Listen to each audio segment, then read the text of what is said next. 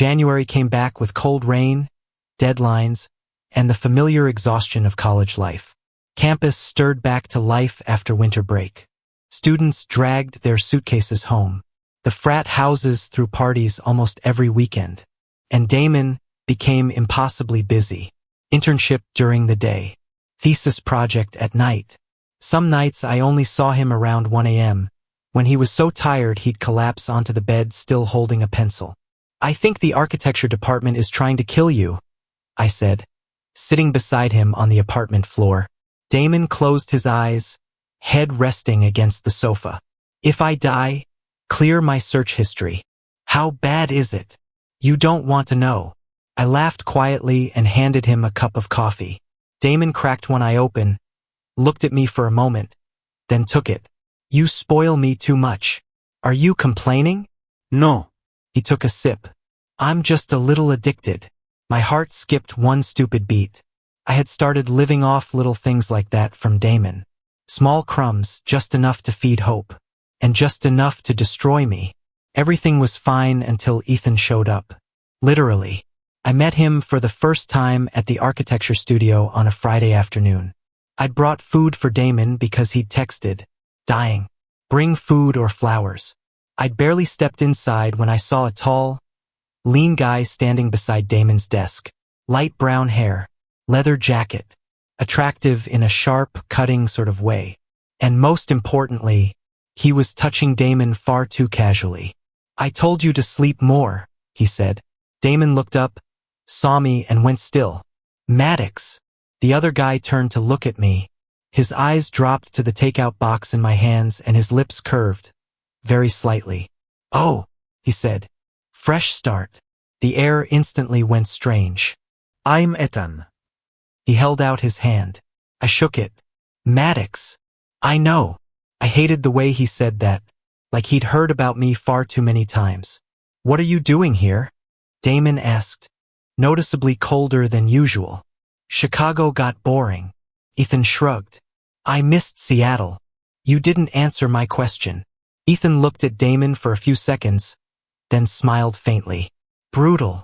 I stood between the two of them and felt like I was missing an invisible conversation happening right in front of me. Finally, Ethan sighed. "Fine. I have a job interview here for a few days." "Okay. That's all. What do you want me to say?" Something dimmed in Ethan's eyes. And in that exact moment, I understood. Damon had truly loved this person once. Not casually. Not a fling. The kind of love where even after it ended, the marks were still this visible. I suddenly found it hard to breathe. "I should probably go," I said. "Maddox." "It's fine." I set the food down on the desk. "You're busy." I left before Damon could stop me. But the worst part was, he didn't come after me right away. I knew I was being childish. I knew it completely. Damon hadn't done anything wrong. We weren't boyfriends. He'd never promised I was the only one. But jealousy still clawed at my chest all night. I was sitting in my dorm room pretending to study when my phone kept buzzing. "Damon, where are you?" "Damon, Maddox." "Damon, stop ignoring me." I threw my phone to the other side of the bed. 3 minutes later, there was a knock at the door. I knew immediately who it was. "I'm studying," I called out. "Bullshit." I opened the door with the least welcoming expression I could manage. Damon stood in the hallway, hair messed up from the wind, wearing his familiar gray hoodie. He looked at me for a few seconds, then sighed. "You're angry. Wow. Does architecture teach mind reading now?" "Maddox, I'm fine." "You're a terrible liar." I turned and walked back into the room. Damon closed the door behind him. "Ethan's only here for a few days." "Okay. And whatever was between us ended a long time ago." "Okay. How long are you going to be passive-aggressive?" I spun around. "How do you want me to react, Damon?" The air snapped taut. "I don't know. Right?" I laughed bitterly. "You never know. Maddox. You let me into your life like a boyfriend." I looked straight at him. "Then every time I start to feel something, you remind me this is just casual." Damon went quiet. I'm tired. I said softer. Something shifted in his expression. For the first time that night, he looked genuinely worried. Tired of what? Waiting for you. The room fell into a silence that hurt. I could see Damon's jaw tighten. He crossed the room toward me, slowly. You think I'm not trying? You call this trying? I've never let anyone this close to me. But you still won't choose me. The moment that left my mouth, I saw something change in Damon's eyes. Like I just struck exactly the place he'd been hiding most carefully. I don't know how to do this, he said, his voice rough. I know. Then why are you still here? I laughed, sad and quiet. That's the pathetic part. Damon looked at me for a long time. Then, without warning, he pulled me close. This kiss wasn't like any of the ones before. Not heated, not playful, desperate, like he was trying to hold on to something slipping out of his hands. I hated that it still made my heart go soft. When we broke apart, Damon pressed his forehead to mine. Don't leave me, he said, barely a whisper. My chest ached immediately, because that was the first time Damon had ever sounded afraid. And it was also the first time I realized something dangerous. Maybe the one most at risk of getting hurt in this wasn't me. I didn't leave Damon that night. That was my biggest problem whenever he was involved. All it took was Damon pulling me a little closer, saying one honest thing, and I'd go soft immediately, like I'd never been angry at all. And he knew that. God help me, Damon knew it very well. After that kiss, we lay in silence on my dorm bed for almost an hour. Neither of us spoke. Rain tapped softly at the window. The warmth of Damon's body pressed beside me made my head spin. Finally, he was the one who broke the silence. Ethan was the only person I ever thought I could truly love. I turned to look at him. Damon's voice was even, but his eyes weren't. He was 2 years older than me, Damon continued. We were together for almost a year. What happened? His jaw tightened. I caught him sleeping with someone else. My heart stuttered. I'm sorry. The funny thing is, Damon laughed bitterly. I didn't think it would hurt that much. Because you'd never let anyone get that close before? Yeah. And after that you decided never to love anyone again? Damon stared at the ceiling for a few seconds. I decided that if I didn't let anyone matter to me, they couldn't break me. I heard that and felt a dull ache in my chest, because it explained almost everything about him. The way Damon always kept his distance. The way he panicked whenever things got serious. The way he looked at me like he wanted to come closer and then pulled himself back. I'm not Ethan, I said quietly. I know. So why do you keep punishing me for what he did? Damon went silent. Then, very slowly, he turned and looked at me. I think. He paused for a few seconds like he was searching for the right words. I think you might actually make me fall in love with you. My heart stopped for a beat. Damon. And that terrifies me. I had never seen Damon like this before. None of his usual self-assured charm. Just a boy trying to confess something he didn't know how to handle himself. I wanted to hold him so badly, so I did. Damon let out a small breath when I wrapped my arms around him. Just a tiny sound, but enough for me to understand how lonely he had been all this time. After that night, something between us shifted. Nobody named it, but it was there, unmistakably. Damon started showing up at my dorm more than at his own apartment. He took me out to eat after class. He even sat and watched me rehearse my presentation, even though he was drowning in deadlines himself. You don't have to do this, I said, looking up from my laptop. I know. Then why? Damon rested his chin in his hand and looked at me. I like watching you talk about things you care about. I genuinely could not take this person anymore. Do you know how uncasual you're being right now? You say that a lot. Because you keep acting like a boyfriend. The corner of Damon's mouth curved. Maybe I'm bad at this. Bad? I laughed. You're practically courting me. I hate when you use words like that. Why? Because it sounds too real. That sentence stayed with me for the rest of the day. Then February arrived, and everything started to fall apart. Not because of Ethan, but because of us. It was the Valentine's party for the communications students. I didn't really want to go, but my classmates pushed hard enough that I ended up showing up anyway. Damon was stuck at the studio and said he'd come by later. A mistake, because about an hour in, a guy named Noah started flirting with me very openly. He was a second-year film student, bright blonde hair, and a really nice smile. "I swear you don't belong in communications," Noah said. "You're too good-looking for this major." "I'll take that as a compliment." "Hope so." He handed me a beer. "I'm trying to get your number." I laughed, and at exactly that moment, I saw Damon walk in. Black coat, hair slightly damp from rain, and handsome enough that several people in the room turned to look the second he walked through the door. But his eyes only stopped at me. And Noah. I could clearly see Damon's expression go cold. "Oh, this should be interesting." Noah was still saying something, but I couldn't hear anymore, because Damon had started walking toward us. Slowly, deliberately. "Maddox." He stopped beside me. "Come outside with me." Noah glanced at Damon, then back at me. "Am I interrupting something?" "Yes," Damon answered before I could. "Quite a lot." The air went rigid. "Damon," I warned quietly, "do you want to stay here with him?" I crossed my arms. "Are you jealous?" No. "I hate that you always lie when you're jealous." Noah's eyes moved back and forth between us like he was watching a film. "Okay."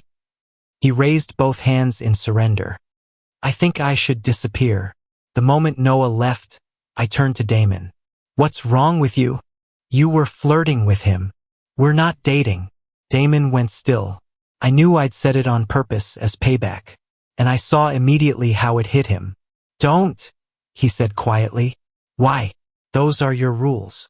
"Maddox, what do you want me to do?" I laughed coldly. "Just sit here and wait for you to decide whether you're brave enough to love me?"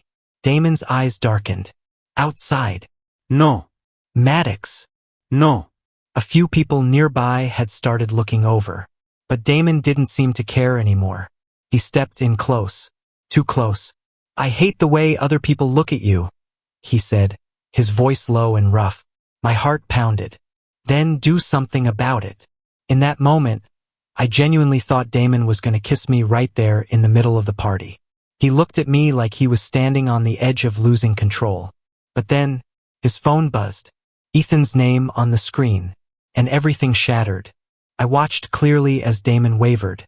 Only a second, but enough to make the anger inside me ignite. He looked at the screen, then at me, then back at the screen. I laughed, short and flat. "Wow, Maddox, answer it. It's not what you think. You don't even know what I'm thinking yet." Damon tightened his grip on the phone. "You're angry over nothing." I'm overreacting. I almost actually laughed. "You dragged me away from a party because you were jealous, and now you're standing here debating whether to take a call from your ex. Ethan's dealing with something." "Of course he is." "Maddox, it's fine." I stepped back. "Go." Something shifted in Damon's eyes. He knew what was happening. This wasn't about Ethan anymore. It was about the fact that I was exhausted from always standing behind his fear. "Don't," Damon said quietly.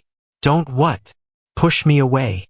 I stared at him for a few seconds, then laughed sadly. "Do you really not see the irony?" The phone kept buzzing in Damon's hand. Once, then again. Finally, he turned it off. "Maddox, look at me." "I am looking." No. "I mean, really look at me." I said nothing. Damon came closer and lowered his voice. "I don't care about Ethan anymore. But you still haven't let him go." That made Damon go very still. I knew I was right. It wasn't that Damon still loved Ethan. It was that he still hadn't freed himself from the wound Ethan had left behind. And I was starting to exhaust myself competing with the ghost of an old love. "I can't keep doing this," I said softly. Damon's expression changed instantly. "Keep doing what?" "Always feeling like I'm one more step away, but you'll never take it." The air between us was suffocating. The music from inside the house faded into the background. Just Damon, standing in front of me, with eyes that made my chest hurt. "I'm trying," he said, his voice rough. "I know." "Then why do you keep looking at me like I'm the villain?" Because you made me fall for you, but you're too afraid to fall for me.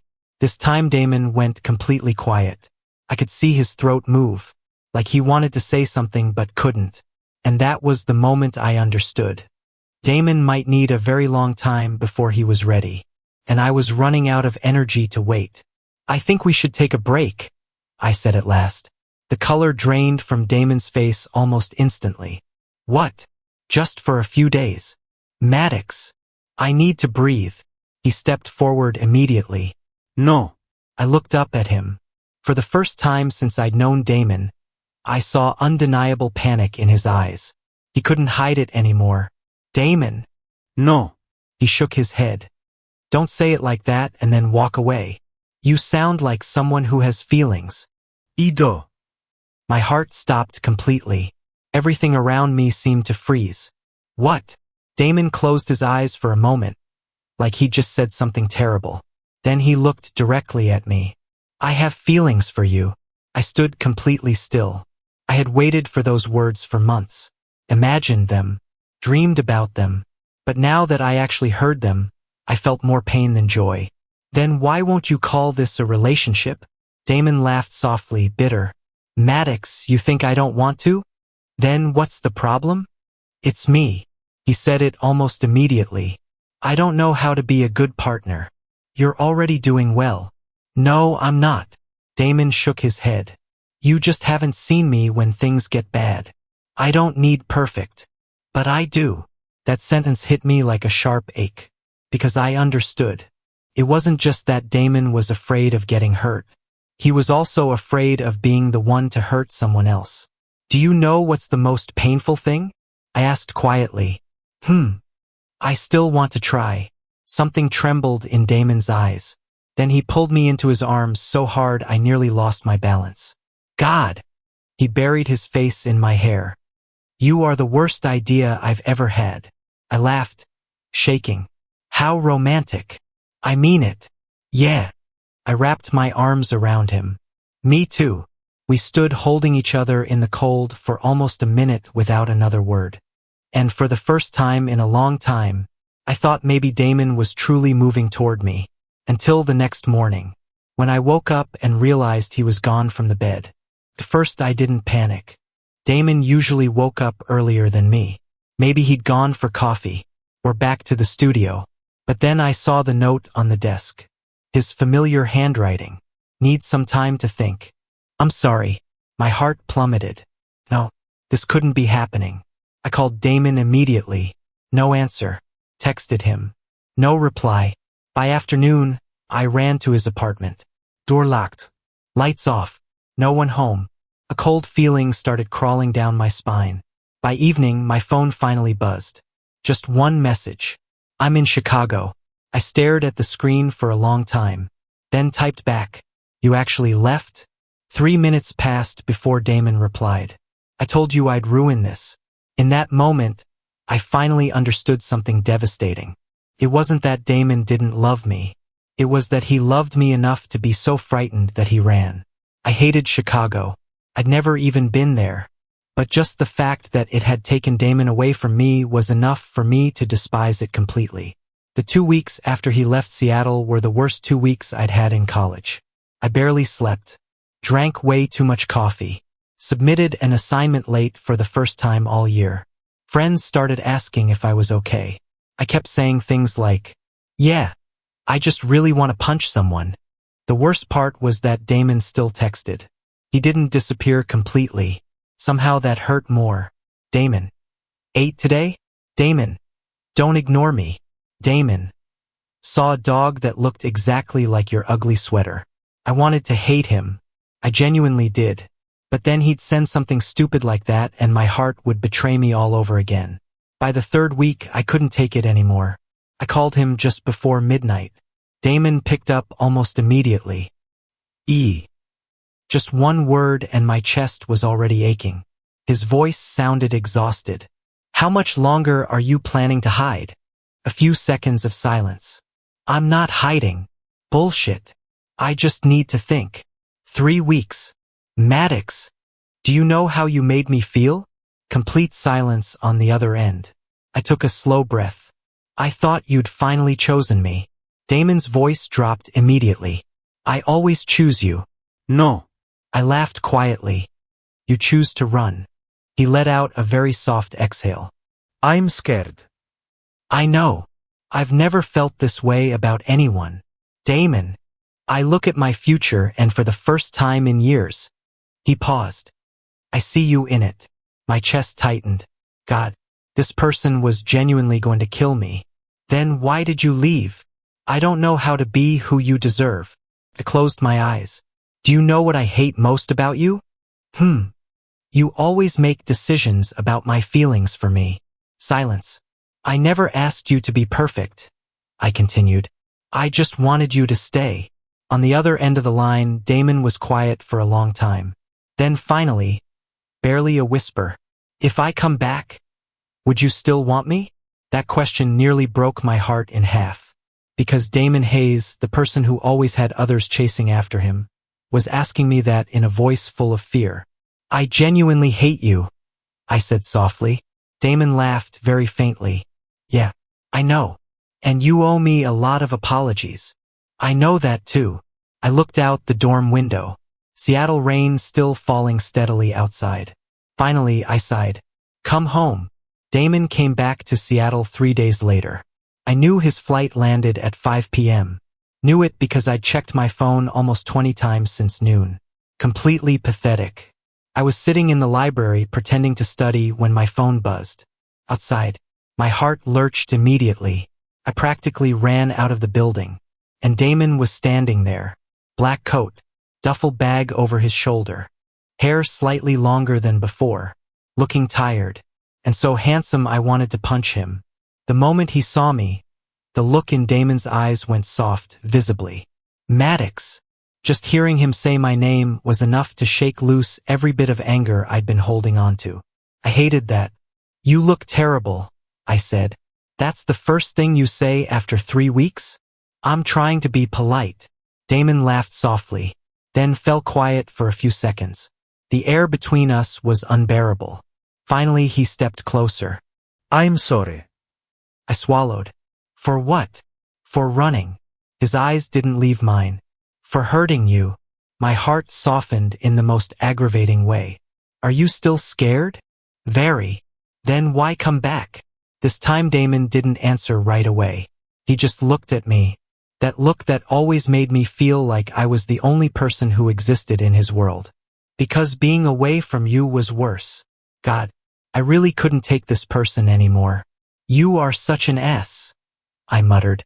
Yeah, I should hate you. Probably. But I can't. The corners of Damon's eyes turned faintly red. And then he did something I never thought he would. Right in the middle of a busy campus, Damon Hayes stepped forward and pulled me into a hug like he no longer cared who was watching. I heard a few distant whoops from students nearby who'd noticed. But Damon didn't let go. He buried his face in my neck and exhaled, slowly and deeply. I missed you, he said, voice rough. My heart surrendered completely. I wrapped my arms around him. People are staring. Let them. I laughed helplessly against his shoulder. Wow, what happened to the guy who didn't do relationships? Died at Chicago O'Hare. I laughed out loud. For real, for the first time in weeks. That night, we went back to Damon's apartment. Everything so familiar it almost hurt. The gray sofa, the smell of coffee, the hoodie I'd left draped over the chair. Like those 3 weeks had never happened. But something was different. Damon was different. Quieter than usual. And kept looking at me like he still couldn't believe I was here. Until we were lying in bed side by side and Damon finally said, quietly, there's something I want to tell you. My chest tightened again. That sounds ominous. It might be. He propped himself up and looked straight at me. And for the first time since I'd known him, I saw Damon actually trembling. I've never done this before, he said softly. Done what? Trusted someone again. My chest constricted. Then Damon took a deep breath, like someone about to jump off a cliff. Maddox. He paused. Do you want to try this for real with me? Everything around me went still. I stared at him. Are you asking me to be your boyfriend? Damon smiled, small and strained. Yeah. Holy shit. Don't make me any more nervous than I already am. I laughed, completely uncontrollably. Then I pulled Damon down and kissed him before he could change his mind. This kiss was nothing like all the ones before. No more pushing and pulling. No more walls. Just relief. When we broke apart, Damon pressed his forehead to mine and laughed quietly. I think I just made the dumbest decision of my life. Too bad. I smiled. Because you're my boyfriend now. For the first time, Damon didn't run.